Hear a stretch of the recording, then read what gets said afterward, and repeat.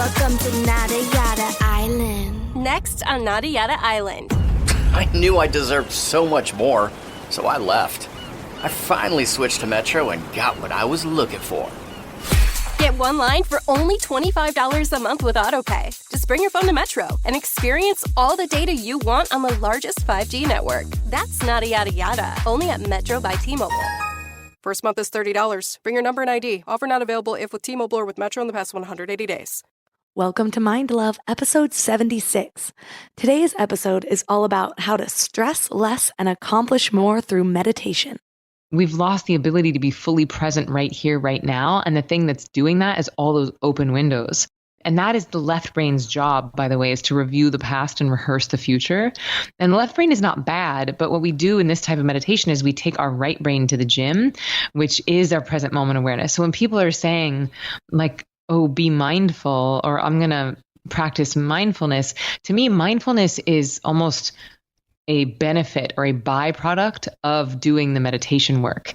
You get in, you do the meditation, you eradicate that backlog of stresses from your nervous system, and then you have more consciousness, you have more mindfulness, you have more energy to be here and now. Turn up your frequency with Mind Love. Bite-sized brain hacks for seekers, dreamers, and doers. It's time to give your mind a little love with your host, Melissa Monti.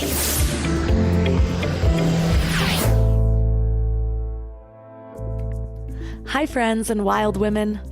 First things first, if you haven't yet subscribed, please press the subscribe button. It really helps with the growth of the show. And if you love the show and really want to show your support, please support one of my amazing sponsors or leave a 5-star review. I'm so grateful for all of you that took the time to leave reviews last week. My favorite review of the week came from Kachele. These review names are kind of made up, so I might not be pronouncing them right.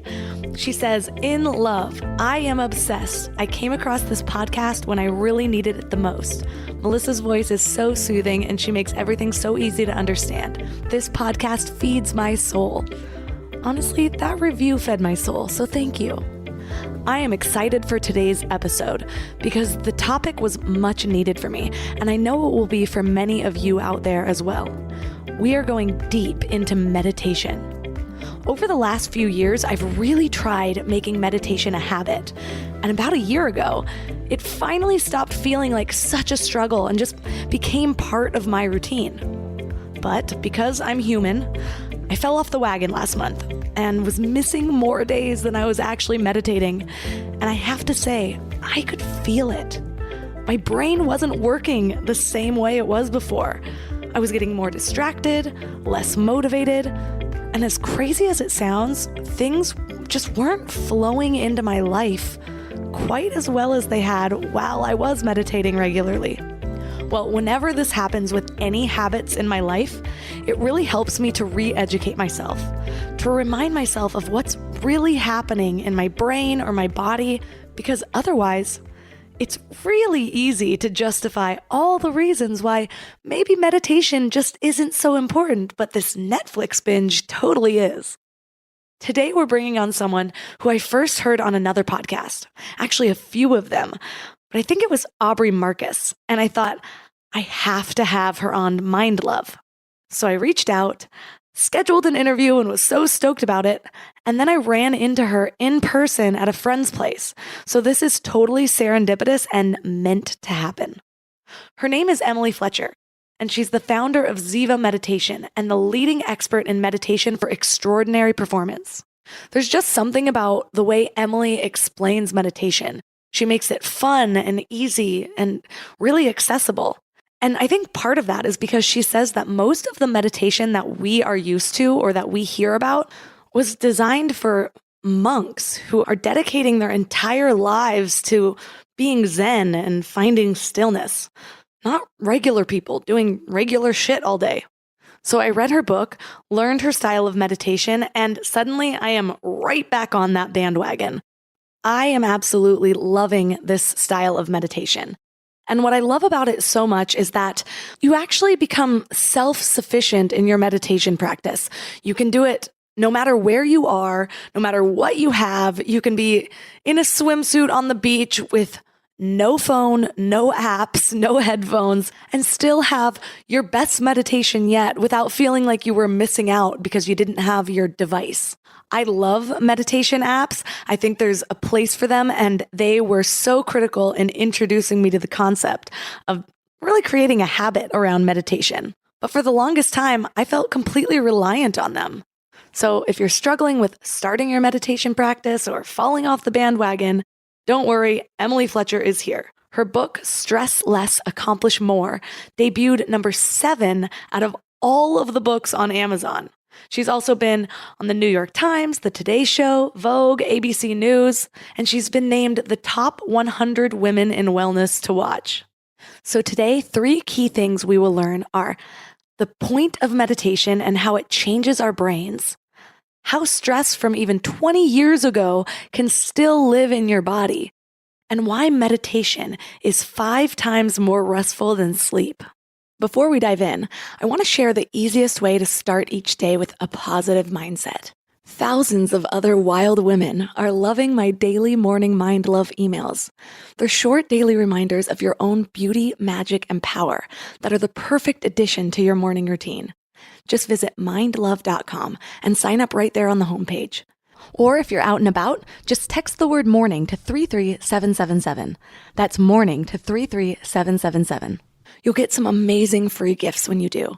First, you'll get a really cool free booklet of Power Lists based on proven principles from the most successful people to automate your best self. Plus, you'll get a free guided affirmation meditation. It's set to a magical binaural frequency known as the miracle tone, which is known to make you a magnet for love, health, and abundance.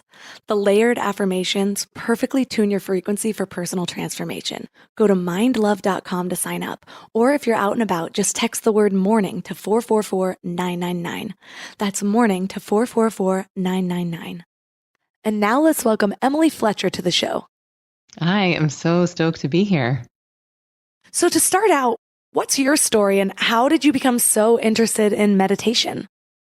So I was on Broadway for 10 years doing what I thought was my dream, but it pretty quickly turned into my nightmare. Like 3 weeks after I got my Broadway debut was the saddest I'd ever been because I realized at a pretty early age I was more interested in the happiness of pursuit than I was the pursuit of happiness. But I just thought, well, my happiness must be in the next Broadway show or the next boyfriend or the next zero in my bank account. And I did that chasing for about 10 years. And then finally, my last Broadway show was a chorus line where I was understudying 3 of the lead roles, which means you show up to the theater with no idea which character you're going to play. And so sometimes I would just be like thrown into a costume on stage and into a 6-page song. Or I would just be chilling in my dressing room doing my taxes. And someone would say, Emily Fletcher, we need you on stage. And I would start panicking. So anyway, this constant anxiety started leading to insomnia. I couldn't sleep through the night for 18 months. I started going gray at 27. I started getting sick and injured. And it was really confusing why I was doing the thing I had wanted to do since I was a child, but I was miserable.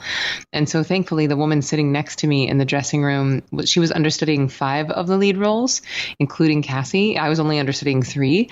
And this woman was nailing it. Every song, every dance, every bite of food was a celebration. And I said, what do you know that I don't know? And she said, I meditate. And I didn't really believe her. I just rolled my eyes and kept having insomnia and going gray and sucking at my job. And then finally, I said, I have to try something. So I went along to this talk. I liked what I heard. I signed up for this 4-day course. And on the first day of my first course, I was meditating. I didn't know what that meant, but I was in a different state of consciousness than I had ever been in before. And I liked it. And then that night I slept through the night for the first time in 18 months. And I have every night since. And that was 11 years ago. And then I stopped going gray. I turned 40 last week and I have like 1 gray hair. I was legitimately going gray in my late 20s. I stopped getting sick. I didn't get sick for 8.5 years. I stopped getting injured. And so I thought, why does everyone not do this? So I left Broadway. I went to India and I started what became a 3-year training process to teach. And then since graduating, I've taught over 17,000 people to meditate. And we created the world's first online meditation training. And now I just came out with this book that's doing very well and sort of making this stuff available to a more mainstream audience. And I feel like that's really my role in this big meditation movement, is to make this stuff super accessible, super attractive, and palatable to a pragmatic audience. And the thing is, most people don't meditate because they either think they're failing because they can't clear their mind, or they think they're too busy. And I feel like we've solved both of those problems at Ziva. So it seems like you were pretty successful with meditation from the first time you tried it. Whereas it seems like other people try and still feel like a failure or that it never quite fits them. So what do you think was different about your experience and what so many other people are experiencing? Well, I think for a lot of people who are not monks are trying to do a meditation practice that was designed for monks. And so that's why they feel like they're trying to achieve something that they can't, and they feel like they're failing, and they feel frustrated because they can't clear their mind, because it's like trying to fit a square peg in a round hole. It doesn't work. Like if you're not a monk and you're trying to do monastic meditation practices, you're always going to feel like you're failing. And even some of the most popular apps out there were actually designed by monks or derivation of things that were designed for monks.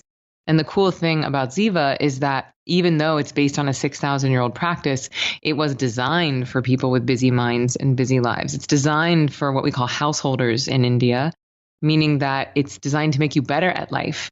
And so it's all about finding the meditation practice that suits you versus trying to be good at something that you weren't meant to be good at. And the thing is, most people think that the point of meditation is to clear their minds. And so then they go in and they're like, okay, brain, stop thinking. And then they're like, well, I want some snacks. And they're like, snacks are delicious. They're like, oh no, now I'm thinking about snacks. Oh, I suck at meditation. I quit. And that's the beginning and the end of most people's career. And it makes me sad because they potentially rob themselves of a lifetime of better performance and bliss and fulfillment because they're judging themselves based on misinformation. So I think that it worked for me because A, I was ready, and B, I was willing to invest the time in actually getting trained. I think a lot of people are like, oh, I can't meditate, but they never actually learned how to do it. Like it's a skill, like any other skill. And if you don't take the time to learn, then of course it's always going to feel like you're failing.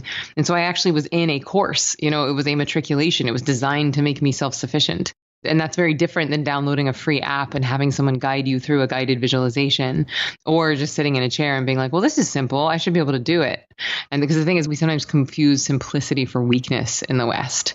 And I think that the power in this practice comes from the simplicity. It's the opposite of weak.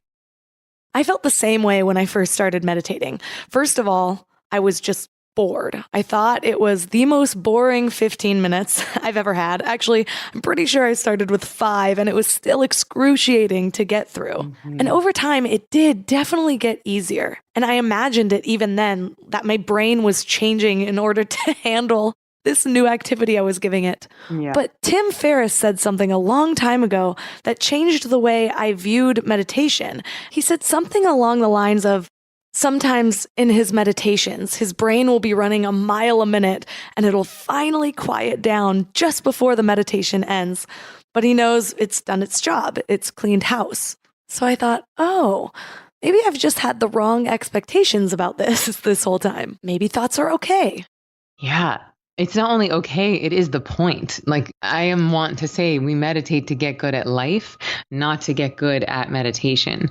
And where a lot of people mess themselves up is that they go in trying to have some blissful, clear, thoughtless experience during the meditation. And then they just feel like they're failing and they feel frustrated and then they quit. But if you realize that, oh no, I'm doing this meditation thing so that the rest of my day can be more enjoyable, so I can be more creative, more productive, have more energy, a better immune system, deeper sleep, increased sex drive, increased brain elasticity, which are all scientifically proven benefits of this thing, then you stop caring quite so much about whether or not you enjoyed the 20 minutes itself. And in Ziva Online and what I teach in the book, it's actually only 15 minutes twice a day. If you're trying to enjoy those 15 or 20 minutes, then chances are you're not going to enjoy or get the benefits of. But it's like, if you just want to enjoy 15 minutes, go get high, like drink some wine. Like, there's lots of things you can do to feel nice for 15 or 20 minutes. That is not the point of this type of meditation. What is actually going on in our brains and bodies when we're meditating? How can meditation have so many benefits across the board?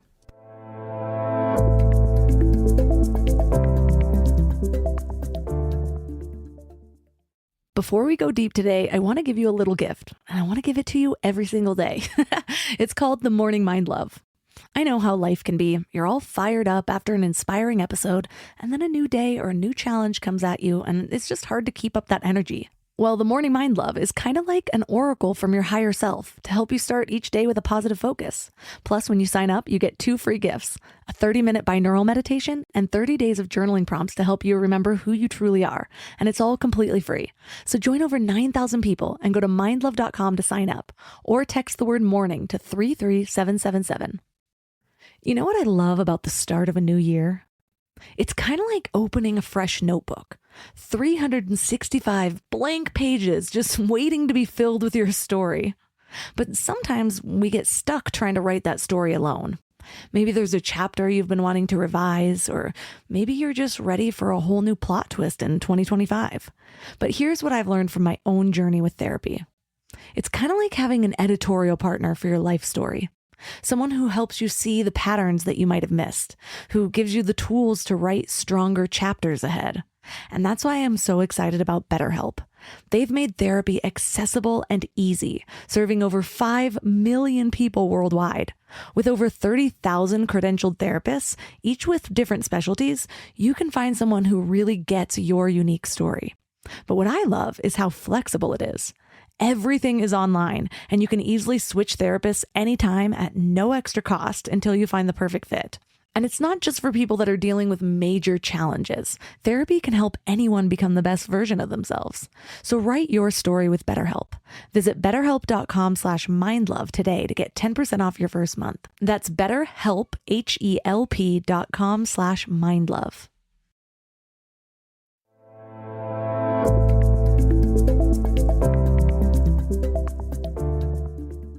How can meditation have so many benefits across the board? It's a really good question. And sometimes I feel like a used car salesman when I'm like, meditation does this and this and this and this and this. And so a lot of people are like, how on earth can meditation help so many different things? But I think the better question that we should be asking is, how does stress mess up so many different things? And, Harvard Medical School is saying that stress is responsible for 90% of all doctors' visits. Doctors are calling it the black plague of our century. And, it doesn't take a rocket scientist to figure out that stress is not doing us any favors in the performance department, the health department, sleep department. And if you would just want to run a quick experiment, it's like, think about any ailment that you have in your own life, from a breakup to a skinned knee to a cold to a move or anything. And then ask the question, does stress make this thing worse or better? No, unless your predicament is that you're trying to lift a car off of a baby, or that you're currently outrunning a tiger, then the answer is it makes it worse. Like stress, it's become maladaptive. Like, because we launch into an antiquated fight or flight stress response, and because most of our modern day demands are not predatory attacks, then what happens physiologically is not serving us in like performance or intellectual or physical arenas. So basically, when you go in and you utilize this type of meditation, which is Ziva, you're giving your body rest that's 5 times deeper than sleep. And that's not an insignificant point, because when you give your body the rest that it needs, it knows how to heal itself. Now, interestingly, in this type of meditation, you're not only healing your stress from the now, but you're actually going in and de-exciting the nervous system, which helps to heal your stress from the past. And this is an interesting distinction, is that mindfulness, which is what most of the free apps are out there, most of the drop-in studios or YouTube videos, any sort of guided visualization, I'm putting in the category of mindfulness. And that is very good at dealing with your stress in the now. Like, the whole point is to create a state change. Like, my boss yelled at me, I got stressed, so I did 10 minutes of headspace or calm, and I feel better in the now. Awesome. What Ziva's interested in is it's getting rid of all that stress from your past, all that stuff that has been stored in your cellular. And now we know epigenetic memory. It's that buildup of that chronic stress over time that is really costing us in performance capabilities. So if you go in and start to get rid of that, that's what's up-leveling your cognitive and physical performance. Now, the other benefits that happen is that it can cure insomnia. We have like a 90% success rate with insomnia at Ziva, because basically, if you start using these 2 meditations a day as a time for stress release, your body can start to use your sleep as a time for sleep. An unexpected benefit is a lot of people report that their IBS goes away. And that was news to me, because I didn't have that, and I don't advertise it. I don't talk about it on my website. But I'd say it's like our number 3 benefit that people report is like, my IBS went away. That's irritable bowel syndrome. And so to really fully understand like why meditation can create all these benefits, we really want to understand what stress is doing physiologically to the body. And basically, if a tiger were to jump out and attack you, Your digestion would flood with acid to shut down digestion because you need all of your energy to fight or flee the tiger. That same acid will seep onto your skin, so you don't taste very good if you get bitten into by the tiger. Bladder and bowels evacuate, adrenaline and cortisol levels increase, immune system goes to the back burner, all so that you can have the greatest chance of survival from this predator. So it's very useful if your demands are tiger attacks. But in our modern day society, our demands are deadlines and emails and Instagram followers and traffic and in-laws and all of that. So the fight or flight thing has become maladaptive. And so if you've been running around in this low grade chronic fight or flight and you've been having that acid drip of adrenaline and cortisol in your digestive system, that over time can lead to inflammation. And chronic inflammation is the basis of all chronic disease. And so if you go in and you get rid of those acidic stress chemicals like adrenaline and cortisol, and you start flooding the brain and body with dopamine and serotonin, which are alkaline in nature, then you can create a trigger of like healing benefits. So curing IBS is one of them, but that decrease in inflammation can change everything from arthritis to skin elasticity to skin issues to even over time, like brain degenerative diseases. We know that inflammation is not helping them. So I'm not claiming that meditation can single-handedly cure any of these things. But what I am suggesting is that if you decrease your baseline level of inflammation, you're going to set your body up to be able to run its own healing mechanisms in the way that nature designed. Also, if your immune system isn't constantly preparing for a tiger attack, then it can clean house and function as it was designed. So your immune system just becomes stronger to help with almost any ailment. Oh, the other quick thing is that it can also reverse your body age by somewhere between 8 to 15 years. And that's because we know that stress shortens the telomeres, which is like little casings at the end of your chromosomes. And so as they weaken and shorten, it has a direct impact on your body age and your death date. And so with meditation, we can strengthen and lengthen those telomeres, which can help reverse body age. I don't think most people really understand how much our bodies hold on to stress. They view it more like a moment-to-moment thing, or maybe you can still be stressed out from something that happened yesterday or last week, but only if that issue is still prevalent in your life. But in reality, it's almost more transactional. If you develop a certain amount of stress and you haven't released that, your body can be carrying it for years and even building it up with current stressful situations. So it can overload. Yes, that's exactly right. Like sleep is not a deep enough form of rest to handle the level of demand that most of us are under in this modern day and age. We're eating food that isn't food. We're looking at lights that aren't light. We've got computer screens instead of sun in our eyes all day. We are going to bed way past sun going down. We sleep way past sun going up. We're in planes and trains and automobiles and cigarette smoke and pharmaceuticals in our water. And, it's like, and it sounds really scary. And some of it is really scary. But so basically all of those things that I just mentioned are asking your body to adapt. It's burning up what I call adaptation energy. And if you're burning up your adaptation energy at that rate, just sleeping is not really going to cut it if you really want to maximize your performance capabilities. And to your point about the body like storing old stresses, there's a phenomenon called premature cognitive commitments, or PCCs. And basically, anytime you've ever launched into a fight or flight stress reaction, it's left a little open window on your brain machine. And so what the meditation does is that it goes in and, well, first of all, in order to survive, we have to minimize those windows, and that's why you think that the dog that barked in your face when you were 10, it's no big deal now, because it left an open window on your brain machine, but then in order to survive, you minimized it. And by the time the average human is 20 years old, we have approximately 10 million of those premature cognitive commitments in our brain. So it's like 10 million open windows that are just wasting our mental and physical energy. So what we do with the meditation is it goes in and it maximizes that window so that you can click X and get rid of it. And then the cool thing is that once it's gone forever. And it takes time. It's not a quick fix. But after a couple of years of meditating, you start to have like significantly more energy because you're not constantly reviewing the past or rehearsing the future. That's such a good example, given that we just had to both restart our computers because there were too many windows open. Boom. That's exactly right. This is our second Skype recording. We had a bunch of Zoom calls this morning, and I think it was slowing down the computer. And if you think about it, like remember last time you read a book and you maybe read like half a chapter and they're like, wait, what did I just even read? Or you pick up your phone to check the weather and then you go down an Instagram hole and you're like, wait, why did I even pick up my phone? Or you're at a party having a conversation with someone and you're too busy scanning the room to see if there's anyone more interesting that you can't even hear what they're saying. It's like we've lost the ability to be fully present right here, right now. And the thing that's doing that is all those open windows. And that is the left brain's job, by the way, is to review the past and rehearse the future. And the left brain is not bad, but what we do in this type of meditation is we take our right brain to the gym, which is our present moment awareness. So when people are saying like, oh, be mindful, or I'm going to practice mindfulness, to me, mindfulness is almost a benefit or a byproduct of doing the meditation work.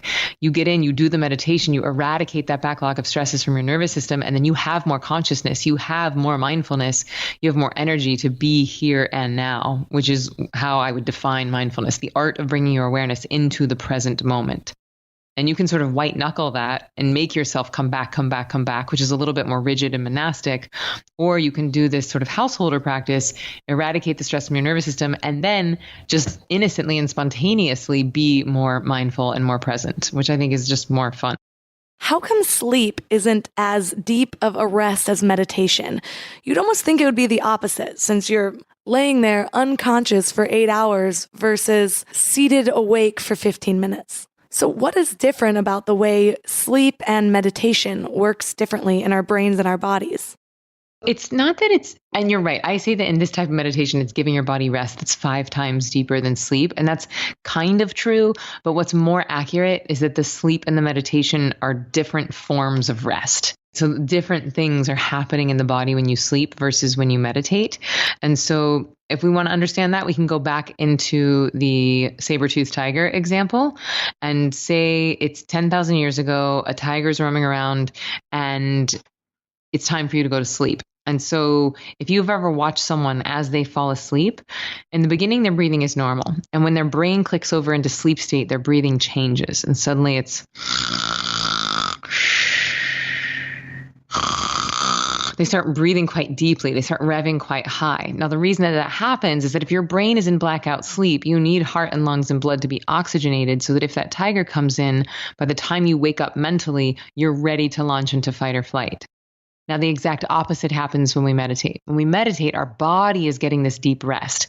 So what I mean by that is that your metabolic rate actually slows. Now, don't worry, that doesn't mean you're going to gain weight. What that means is that your breathing slows. Your breathing gets more shallow, okay?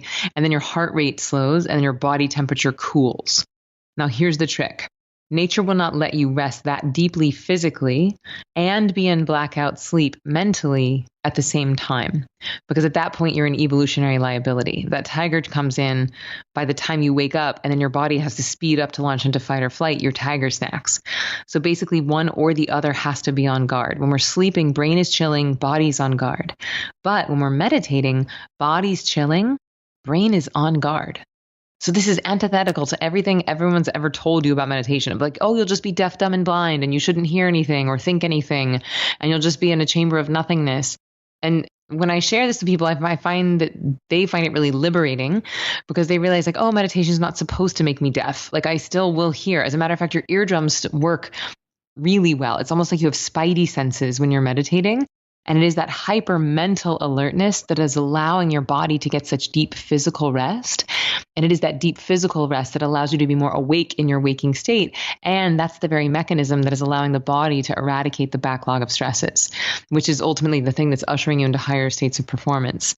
It's basically like letting go of all the old stories that we have of meditation that we think we should clear our minds and it should be relaxing for 20 minutes and we shouldn't hear anything or think anything. But it's the opposite. It's like you might hate your meditation.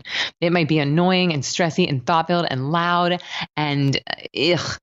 And then you're still going to feel better on the other side. You're still going to perform better afterwards. And so I just keep beating this drum of we meditate to get good at life, not to get good at meditation.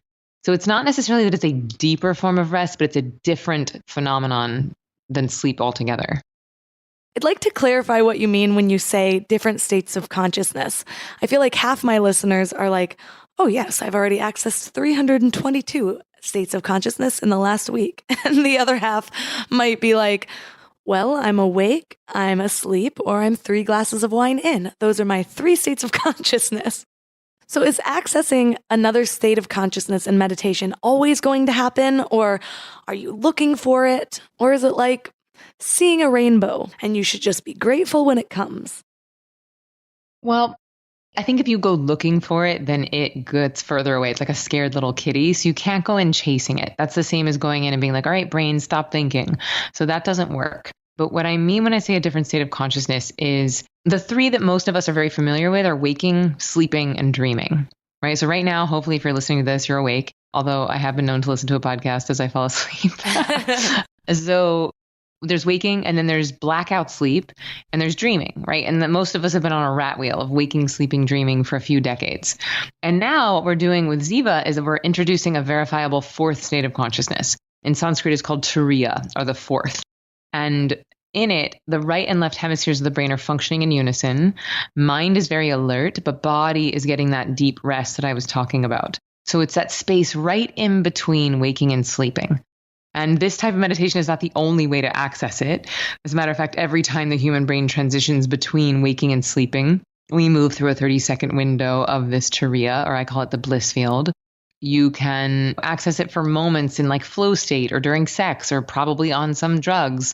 And so there's other ways to get there. It's just that this practice just gets you really quickly and sustainably and in a self-sufficient way so that you're not dependent on drugs or a sound bath or a dude playing drums on your chest or being in the middle of a sports tournament or a sexual partner. It's like you can just close your eyes and dive in versus having to have a lot of external stimulation to get there.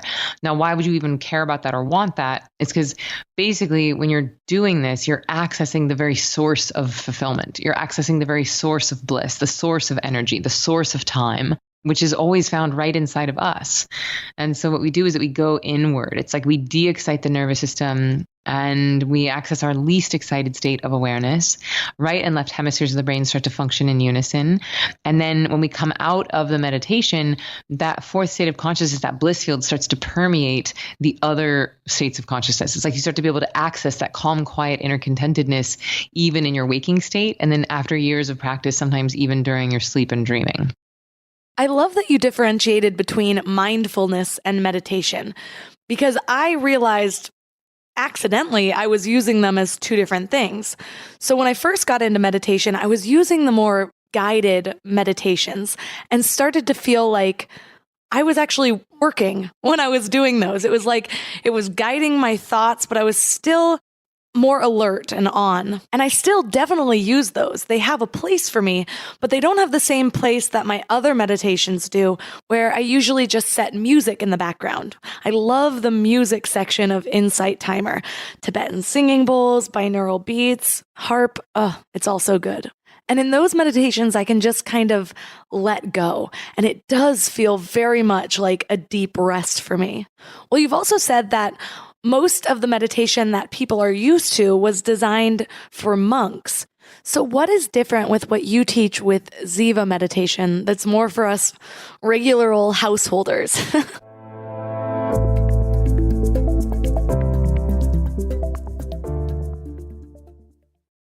You know what's crazy? After all these years of hosting Mind Love and talking to some of the world's leading experts, one of the biggest eye-openers for me has been just how much our gut affects, well, everything. When my gut feels good, my mind feels clear, my intuition is stronger, and I just feel more balanced. And that's why I'm excited about Zoe, a science-backed nutrition company that is totally changing how we understand our gut health. They've created the most scientifically advanced at-home gut test and built the world's largest microbiome database. So when you get your results, you're not getting generic advice. You're getting insights about your body that other companies just don't have the data to provide. There's also just so much misleading health information out there. Food companies even pay influencers to promote ultra-processed foods as healthy. And that's why I love that Zoe relies purely on science. Real science. The randomized controlled trial showed that participants were 4 times as likely to report better sleep and more energy, all thanks to the info from the largest microbiome database on the planet. So go to Zoe.com and find out what Zoe membership could do for you. And because you listen to Mind Love, you can use the exclusive code MINDLOVE10 to get 10% off membership. As a Zoe member, you'll get an at-home test kit and personalized nutrition program to help you make smarter food choices that support your gut. That's ZOE.com. Use MindLove10 at checkout. Trust your gut. Trust Zoe.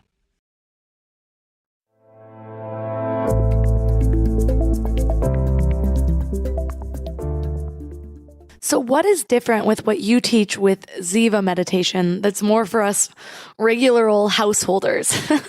Yeah, so Ziva is actually a trifecta of mindfulness, meditation, and manifesting. So the 3 M's. That's what we teach in the book and the online course and in the live course, and just really to varying degrees of efficacy or power. So obviously the book is the gentlest, and then Ziva Online is a little bit more powerful, and then Ziva Live, I would say, I call it like the Maserati of meditations. And so it's not to be pejorative or judgmental or to put anything down, because at the end of the day, all roads lead to Rome. You know what I mean? Like all of these practices are going to bring you to the most amazing version of you. It's just they're pretty different roads. And so if you're practicing exclusively mindfulness or something that is derived from a monastic practice, then it requires sometimes a little bit more discipline or a little bit more focus or a little bit more concentration. Or, a lot of people, they're like, I have to come back to the breath, let go of my thoughts, just let them float by like a cloud. If I have thoughts, just beat myself up for having them and then just come back and focus. And I spend a lot of my time at Ziva helping people to unlearn a lot of those habits. I call focus the F word at Ziva. I'm like, we don't focus at Ziva. We're not interested in concentration. We're not interested in controlling the mind. So just like when you fall into sleep at night, you don't really do anything, and yet your body runs a whole host of healing functionality. It's very similar in this style of meditation. You're not really doing too much, and yet your body is running so many healing functionalities as you practice it.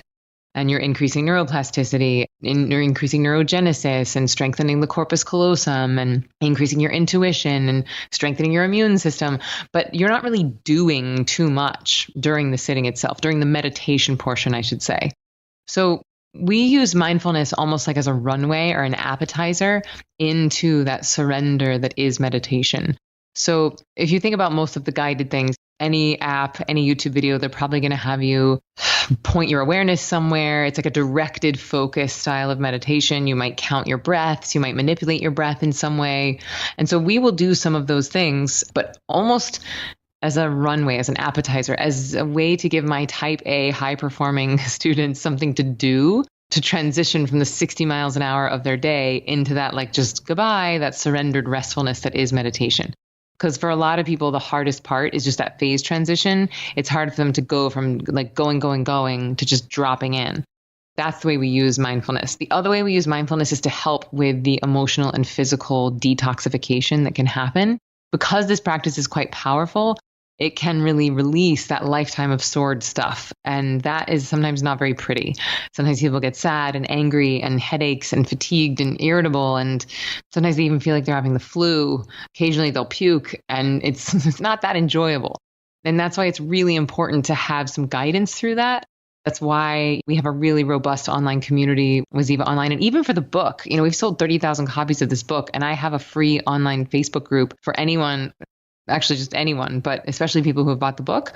And so I'm in there. My Ziva teachers are in there. The team is in there helping people through this journey, because it's not a joke. Like, you purging a lifetime of trauma and stress, it can be really intense. That's why it's important to have support in place.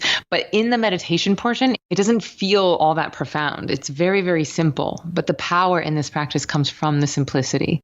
And then after the meditation portion, which in the online training is 15 minutes and my live training is 20, after that, we got to keep our eyes closed for a few minutes at the end, basically to let your brain and your optic nerve kind of readjust to waking states of consciousness. And during that time is when we practice the manifesting. And manifesting to me simply means consciously creating a life you love. It's you getting intentional about what you want your life to look like. And so it's like you start planting very high quality seeds in this fertile soil where your brain is right at the end of the meditation, where the right and left hemispheres are functioning in unison. We're kind of dancing right in between that conscious and subconscious mind. And then that's really it. So it's like it's 17 minutes twice a day because you're meditating for about 15 and then you have 2 minutes at the end for manifesting. And I did the math on it and I realized that it's a 2% investment in your day of 24 hours in a day, 2 15-minute settings is 2%. And so the question becomes, are you willing to invest 2% of your day to make the other 98% more amazing? And I think when you look at it like that, it's like, oh, duh, of course I'll do that. But it's hard for people to even see or conceptualize taking 15 minutes twice a day because they can only see their lives or their schedules through the sort of stressy, overwhelmed, overworked state of consciousness that they're in right now. Yeah, I can relate. When I first started meditating, it was really difficult to just get to my little meditation pod 10 minutes a day. And I remember just counting down the last 5 minutes or constantly opening my eyes to check the clock.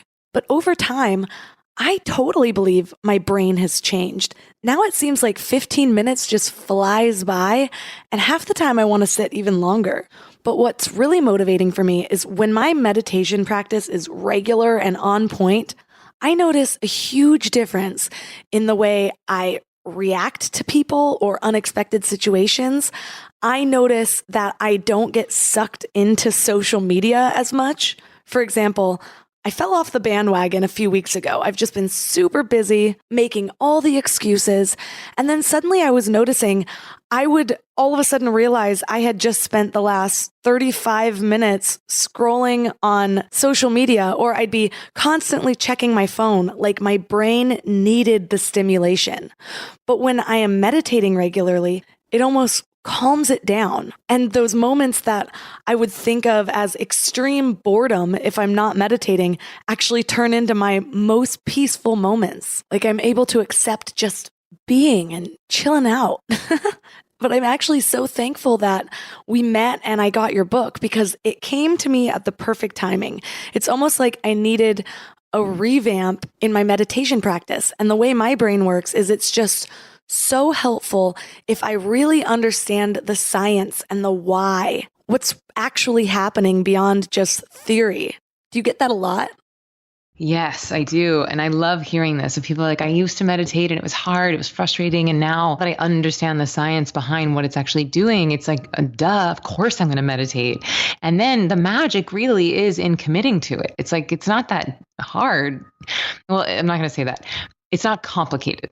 Right? It's like, if you do it, your life is going to get better. Period. The end. Like no one's ever been like, God, I really regret meditating. I wish I didn't spend those years meditating. Like you've never heard anyone say that ever. It's just like going to the gym. If you go to the gym, you're going to get stronger. It's not complicated. But what we have to get over is all of our stories and our lies that we tell ourselves. We have to get over our attachment to mediocrity and our illusion of safety in maintenance. And those are sometimes hard habits to break. And sometimes we're scared of how powerful we are. It's scary to know just how much agency we have over our own lives and how much divinity we hold inside of ourselves. And I think that really that's what meditation unlocks. So I'm really happy to hear that that's been your experience.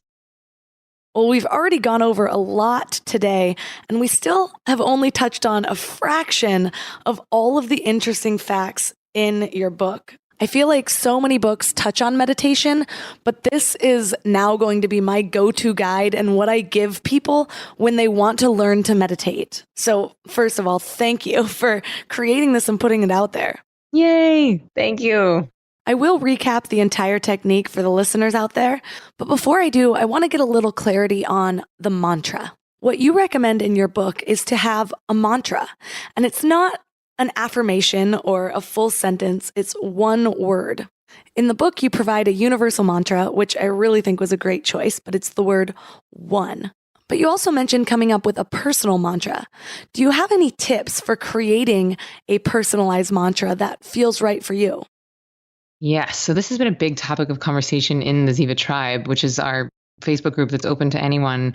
And people are like, oh, just invent your own mantra. And I actually use some language in the book where I say, close your eyes and let the mantra bubble up. And I wish that I had, because it's your first time creating something and you don't know, besides my editor and my agent, no one read the book until it was out there.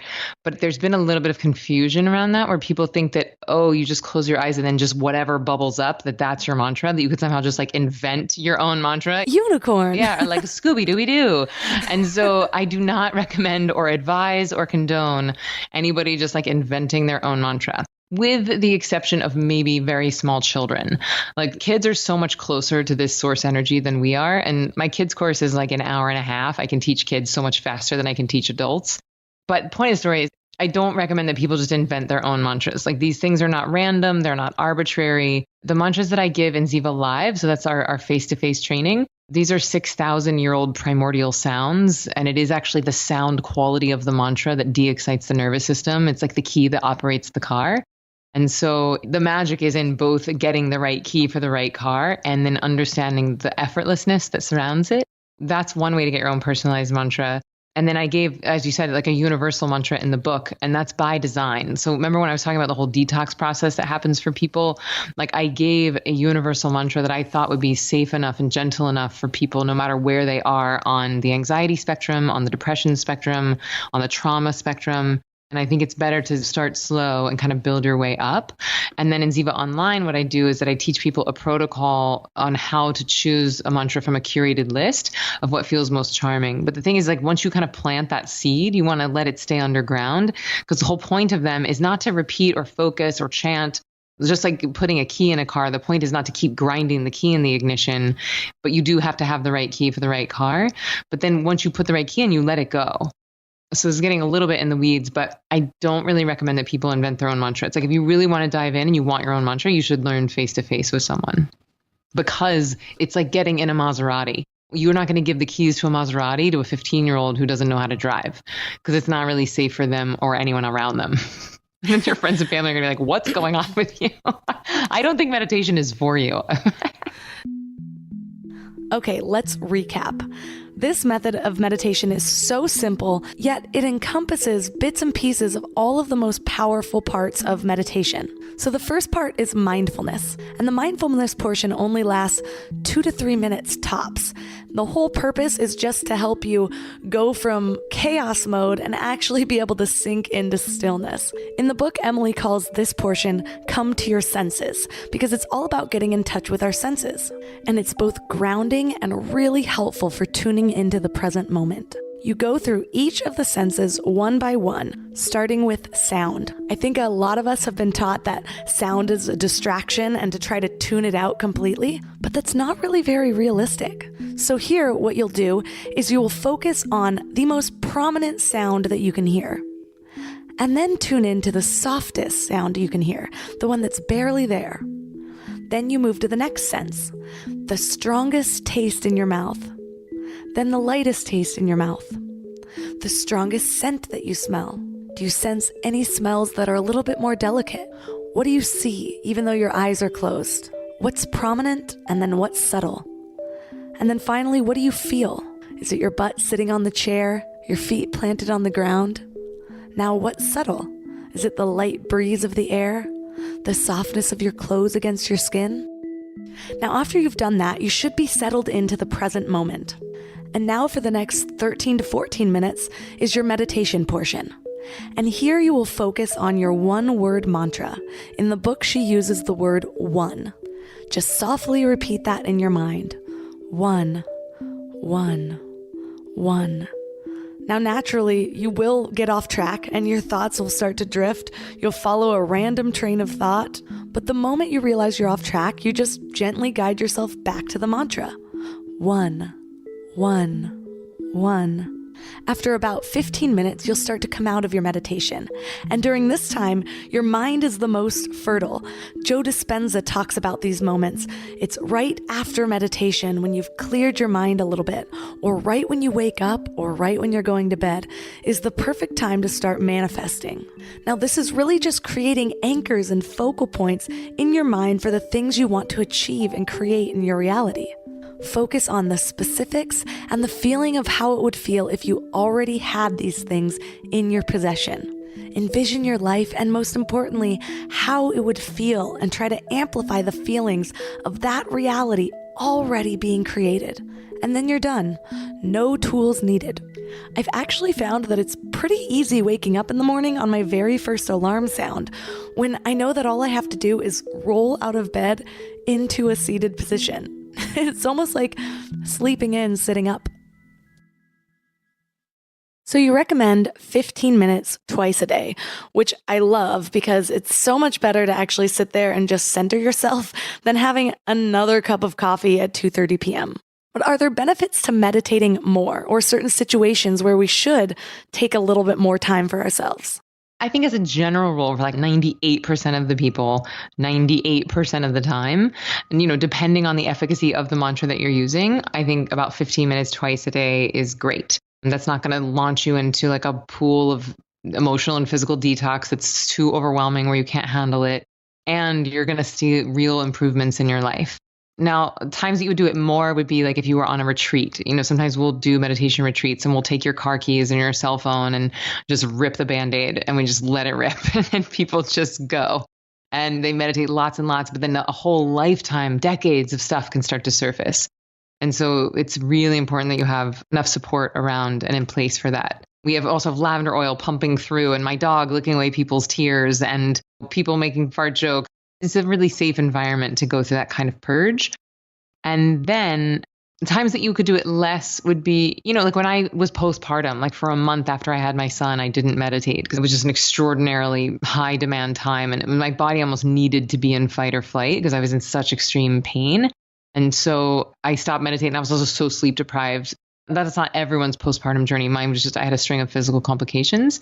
While it sucked when I was in it, I'm kind of glad that it happened because when I share that story of like me, Emily Fletcher has been meditating for 11 years. I've taught 17,000 people to meditate. I quit meditating, like this year I quit meditating. And I think it's just liberating for folks who are like, it's not about having a perfect meditation record. It's like you put all these deposits in the bank account so that you can make the withdrawals in these extraordinary times in life. But after my son was a month old, I started meditating about once a day. And then when I went back to work 2 months later, I started meditating twice a day.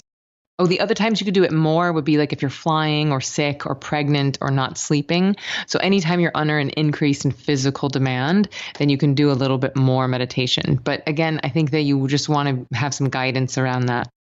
Another point that I find interesting about the Ziva meditation is that you actually don't recommend setting a timer to end your meditation. Mm-hmm. You recommend training your internal clock.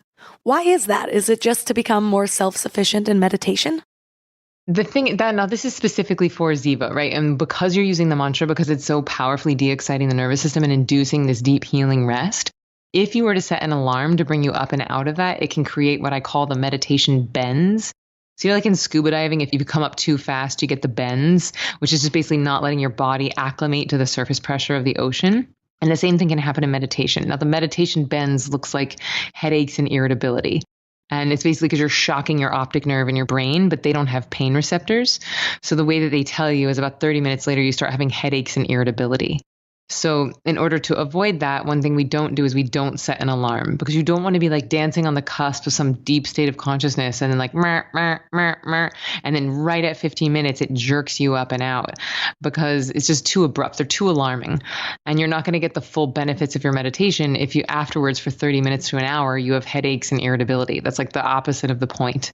And people freak themselves out like, but what if I go long? And what if I fall asleep? And so what I recommend is that people set an alarm. So if you're going to do a 15-minute meditation, you can set an alarm for like 22 minutes or even like 19 minutes. Like you can just set it as a safety net or a backup plan so that you're not panicked about the time and so you don't sleep through your whole day of meetings. But it's very, very rare. If you spend the time actually getting trained and your teacher teaches you the difference between sleep and meditation, it's very rare that you fall asleep. I've done like 7,000 or 8,000 meditations and I've fallen asleep maybe once. And so it's possible, but it's very unlikely. Now, a lot of people think that they're falling asleep and so they think they need an alarm, but what actually they're falling into is that bliss field, that turiya, that fourth state of consciousness where the body is getting that deep healing rest. What they don't know yet is just that the mind is simultaneously very alert. So you don't really have to be concerned about oversleeping your whole day. So now you have this super successful career, you have a new child, you have a book coming out, you run your own company. How do you handle your stress and overwhelm now compared to that girl who was stressed out, juggling multiple acting roles, going gray at 27? It's funny thinking that you're actually juggling more things now, yet I've met you in person and you just have this presence about you. Yeah. It's a different type of demand, like understudying on Broadway. It's a very acute, like being on stage in a leotard with 3,000 people looking at you and not being able to hit the note or it's a very acute fear.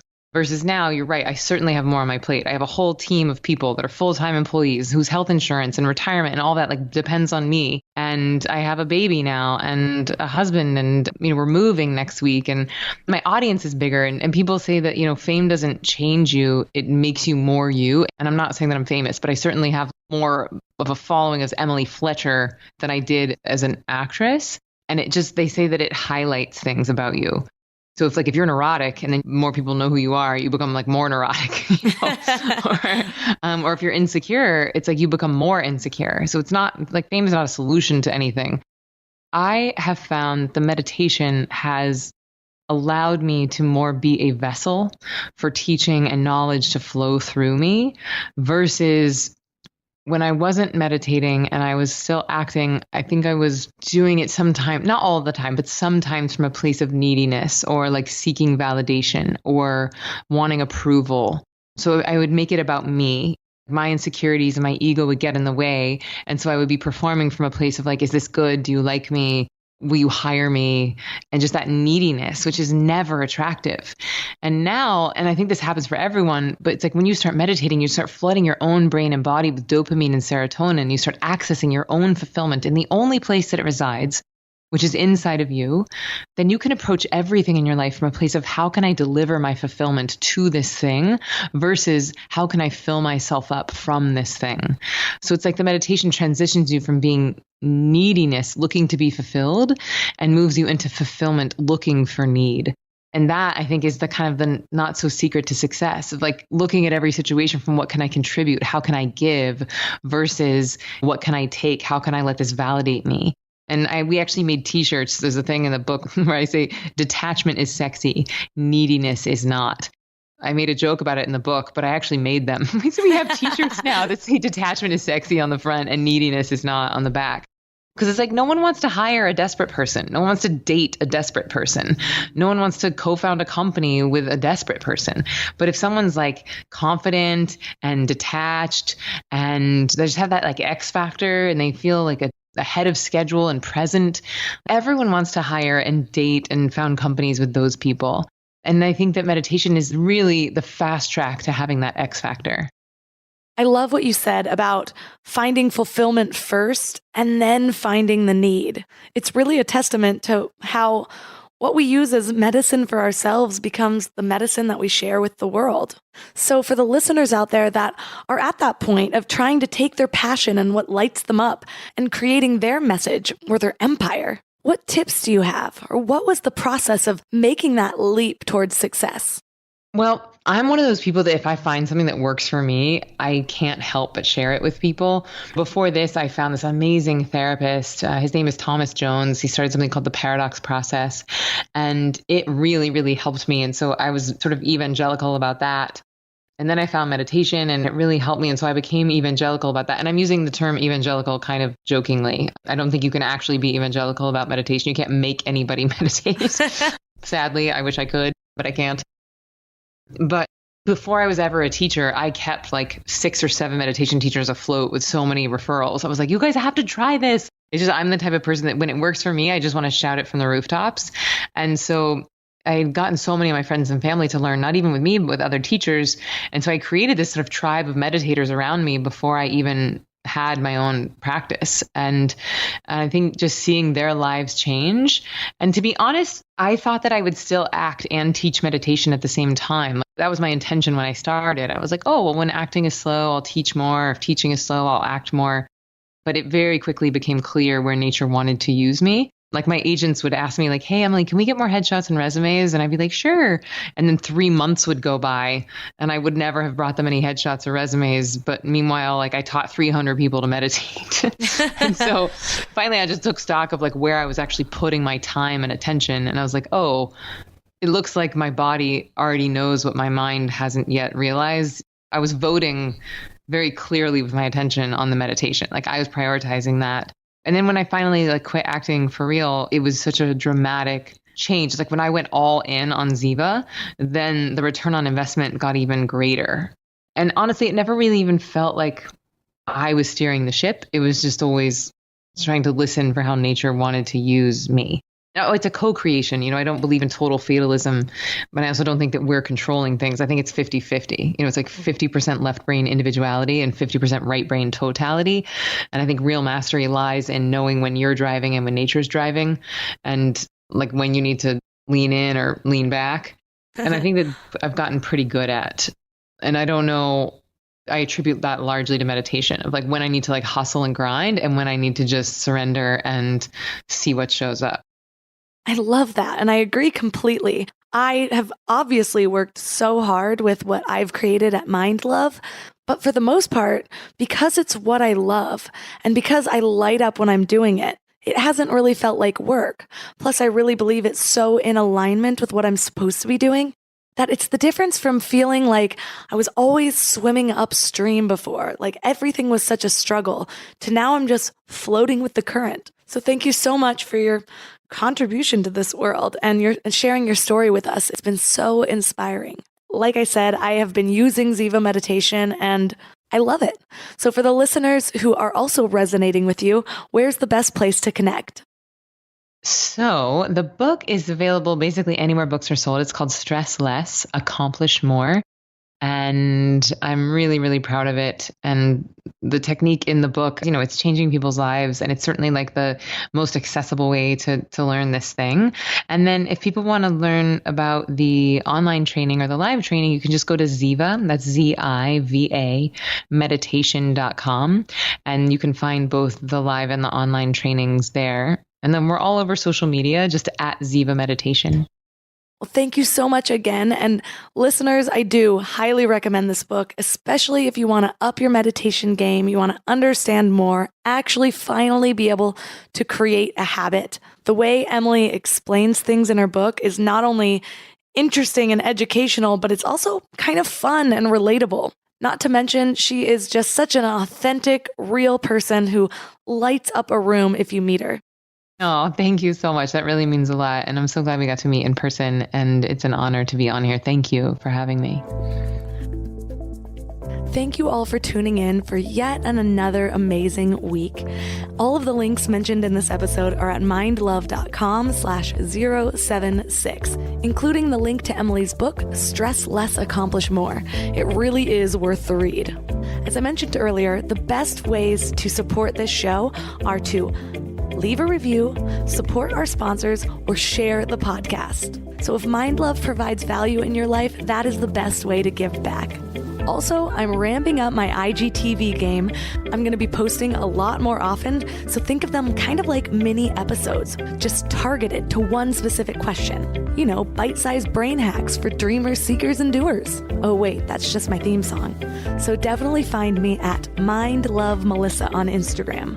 I actually set a mini goal to do 30 IGTVs in 30 days, and like 3 days later, I completely lost my voice for like 4 days.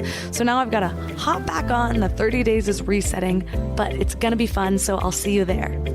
Thanks for giving your mind a little love today, and I'll see you next week. Thanks for tuning into Your Higher Frequency with Mind Love.